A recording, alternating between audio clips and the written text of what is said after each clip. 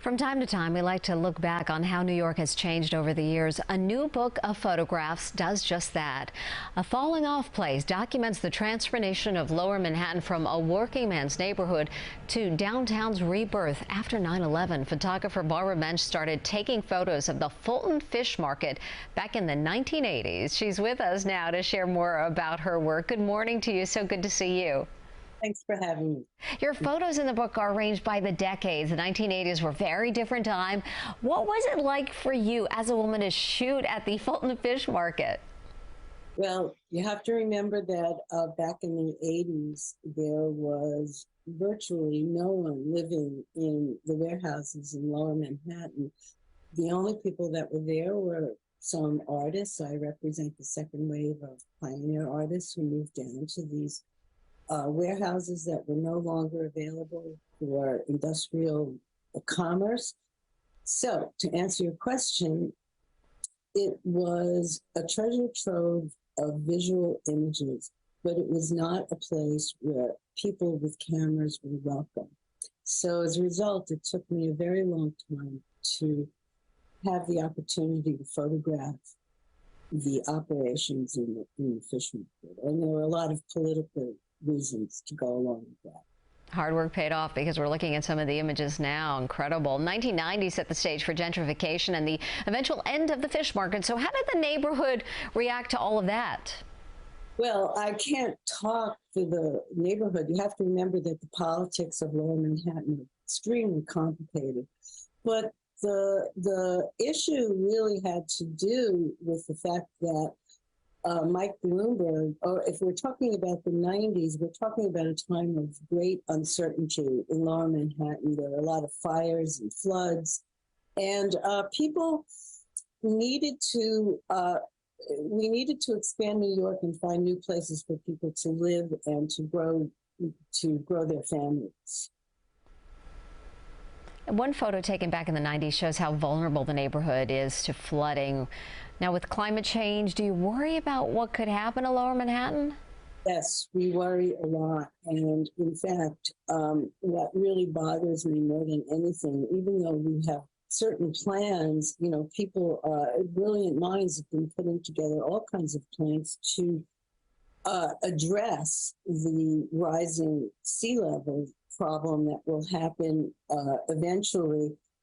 I was recently in Amsterdam, and one of the things that I really feel very troubled about is the fact that there are countries that have so many more progressive ideas about controlling water levels and sea level rise and being open-minded to the reality of science and climate change. So for me, living in Lower Manhattan, seeing not one, not two, but 3, 4, many floods has a lot to do with the historical aspects of Lower Manhattan, which have to do with landfill, and the fact that landfill was started in the 1700s because oyster shell beds made the landfill, were the beginning of the landfill in Lower Manhattan.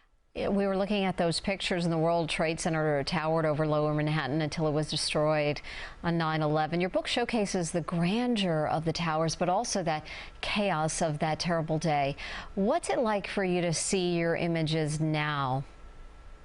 So the whole thing, you know, we just had September 11th a few days ago, and it just brings the whole thing back. And you have to understand that I never published any of these photographs.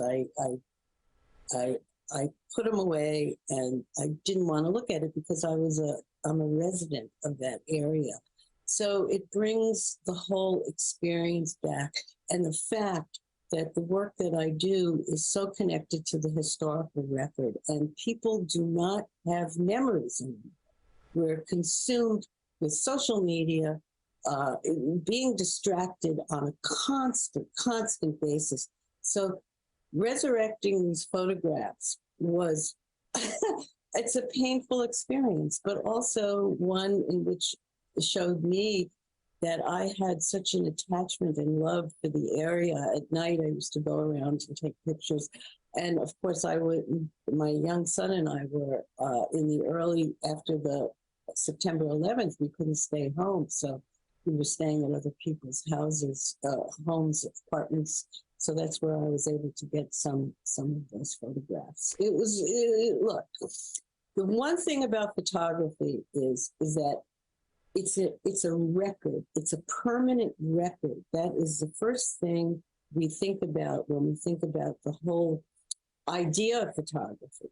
So if this book can do anything, hopefully it'll be a permanent record of the experiences of people like me who have lived and enjoyed the miracle of being in a part of Manhattan that was so special, the intermingling of ethnic groups, the fact that we lived in these warehouses that were built, the foundations built by the Dutch. I mean, this is a treasure. And one of the most important things for your audience to understand is that the origins of America come from Lower Manhattan. This is where we had a beautiful peninsula, a tip of Manhattan where boats could come in from Europe, where trading could easily be done between the people who were working here and people who lived in Europe. So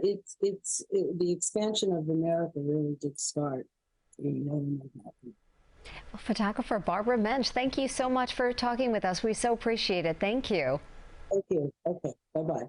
And if you'd like to see more of her work, a collection of photos are on display now at the Tin Building, which is located at 96 South Street, the site of the old Fulton Fish Market. For more information, you can go to our website at cbsnewyork.com.